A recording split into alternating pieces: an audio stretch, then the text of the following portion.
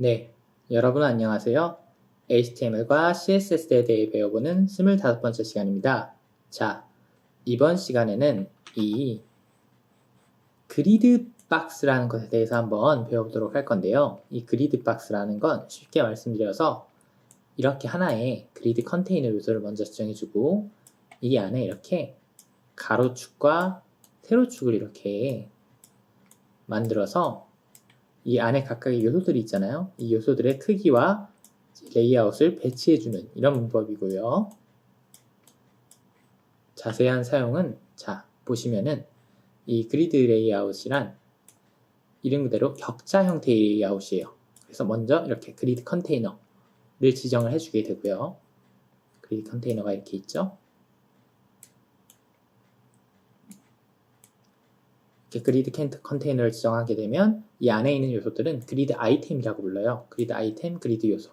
그래서 이 컨테이너 내부의 행과 열의 상호작용을 통해서 레이아웃을 배치하는 겁니다. 보시게 되면 그리드 컨테이너를 먼저 지정한 상태에서는요. 제일 먼저 이렇게 디스플레이 그리드라고 선언을 해주셔야 돼요.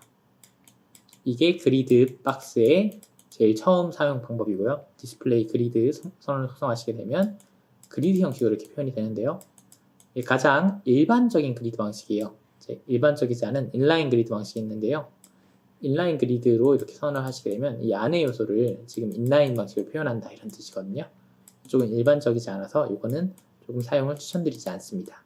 그래서 디스플레이 그리드 이 방식으로 사용을 하시면 되고요. 자, 그리드 템플릿 로우스라는 속성이 있는데요. 이 방법은 제일 먼저 이런 개념을 가지셔야 돼요. 그리드 템플릿 로우스 선언을 속성하시게 되면 그리드 템플릿 로우스라는 속성이 있는데요. 이 방식을 먼저 사용하시게 되면 이런 생각을 먼저 하셔야 돼요.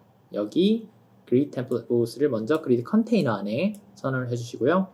사용은 이런 식으로 하는데요. 100픽셀, 200픽셀, 100픽셀 이런 식으로 사용을 하게 되는데요. 자, 제일 처음 저는 첫 번째에 가로축이 있다고 생각하고 두 번째 가로축이 있다고 생각을 할게요. 세 번째 가로축이 있습니다. 이 안에 지금 세 번 이렇게 선언을 해줬잖아요. 이 말은 첫 번째, 두 번째, 세 번째, 즉 각각의 가로축을 의미하는 거예요. 그래서 첫 번째 가로축의 세로 넓이가 되죠. 이거는 세로 넓이는 100픽셀이 되고 두 번째 가로축의 세로 넓이는 200픽셀이 됩니다. 세 번째 가로축의 세로 넓이는 100픽셀이 되겠죠. 다시 이런 식으로 로우스로 선언은 했지만 세로축의 넓이가 이렇게 달라진다는 점이 가장 중요한 개념이고요. 논을 주시게 되면 디폴트 값 수치는 이제 예를 들어서 퍼센테이지 10%, 20%, 30% 이렇게 주실 수 있고요. 네, 콤마는 안 들어갑니다. 이렇게 10%, 20%, 30% 줄 수 있고요. 혹은 뭐 예를 들어 프랙션이라고 해서 1프랙션, 2프랙션 이렇게 다양한 수치를 줄 수 있습니다. 자, 그 다음에 그리드 템플릿 컬럼스라는 게 있는데요. 이것도 마찬가지로 여기에 첫 번째 컬럼이 있고 두 번째 컬럼이 있고 세 번째 컬럼이 있다고 생각을 하시면 돼요. 그래서 선언은 똑같이 아까와 마찬가지로 100픽셀, 200픽셀, 100픽셀 이렇게 주시잖아요. 그러면 나는 첫 번째 세로축의 가로 넓이를 100픽셀로 할 거야. 이게 100픽셀이 되는 거고요. 두 번째 가로축은 200픽셀로 줬으니까 저희가 200픽셀. 그렇죠? 세 번째는 100픽셀이 되는 거예요. 이렇게 되는 거고요. 저희가 예를 들어서 나는 축 하나를 더 만들고 싶어 하면 이 안에 그냥 한 번 더 지정을 해주게 되면 네 번째 축이 이렇게 생기면서 네 번째 축에 이렇게 생기면서 이 안에 또 속성을 지정해 줄 수 있는 거예요. 이런 식으로 사용을 하는 거고요. 논을 넣으시게 되면 디폴트 값 수치는 예를 들어서 아까 마찬가지로 퍼센테이지나 프랙션 이렇게 다양하게 줄 수 있습니다.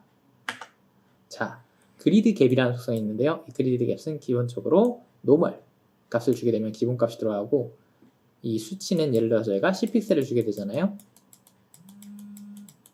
그러면 이 안에 그리드 갭이 있는데 이 안에 10픽셀을 주게 되면 이 안에 있는 이 넓이의 값이 10픽셀로 이렇게 수정이 되고요. 이 각각의 요소가 결국에는 10픽셀만큼 떨어지게 되는 결과가 나타나게 돼요. 그래서 이 안에 있는 이 갭, 각각 요소 아이템 사이의 갭을 이렇게 크기를 변경해 줄 땐 그리드 갭 속성을 준다 라고 알고 계시면 되고요. 이제 그리드 요소에 대해서 한번 보도록 할게요. 아까까지는 저희가 전부 그리드 컨테이너에 이렇게 속성을 지정해 줬는데요. 이 그리드 요소의 속성을 지정하시게 되면요. 각각의 그리드 아이템이 있어요. 이 아이템에 예를 들어서 그리드 로우 스타트를 먼저 이렇게 지정을 해주시게 되면 그리드 로우 스타트는 어디서부터 저희가 먼저 기준을 잡냐면요.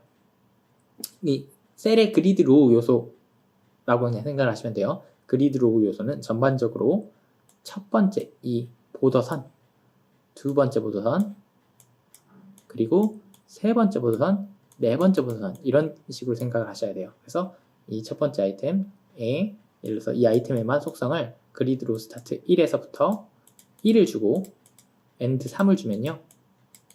첫 번째 아이템에 이렇게 높이가 이렇게 1에서 3까지 변하게 돼요. 로우, 첫 번째 로우부터 세 번째 로우까지 아이템의 크기를 차지하게 해줘. 이런 식으로 표현을 하는 거예요. 그리드 로우는 위에 문법을 그냥 단순하게 합쳐놓은 거고요. 이런 식으로 같은 식으로 1/3 해서 표현을 하게 됩니다. 그리드 컬럼 스타트도 마찬가지예요. 이것도 마찬가지로 이렇게 보더를 기준으로 첫 번째 보더, 두 번째 보더, 세 번째 보더, 네 번째 보더가 있는데요.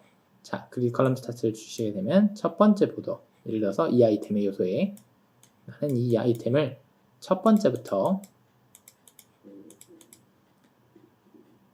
네 번째까지 크기를 차지하게 하고 싶어 라고 하면 이 아이템의 넓이가 갑자기 이렇게 쭉 늘어나게 돼요. 이런 식으로 표현해 주고요. 그리드 컬럼도 마찬가지로 위에 두 개 문법을 그냥 단순하게 합쳐 놓은 거예요. 이것과 이걸 합쳐 놓은 거니까 같은 거거든요. 그냥 표현 방법만 이렇게 표현을 다르게 해주고요. 효과는 똑같이 나옵니다. 자, 여기까지가 이 그리드 박스의 기본 개념이었고요. 다음 시간에는 이 그리드 박스를 어떻게 사용하는지 실습을 통해서 한번 알아보도록 하겠습니다. 들어주셔서 감사합니다.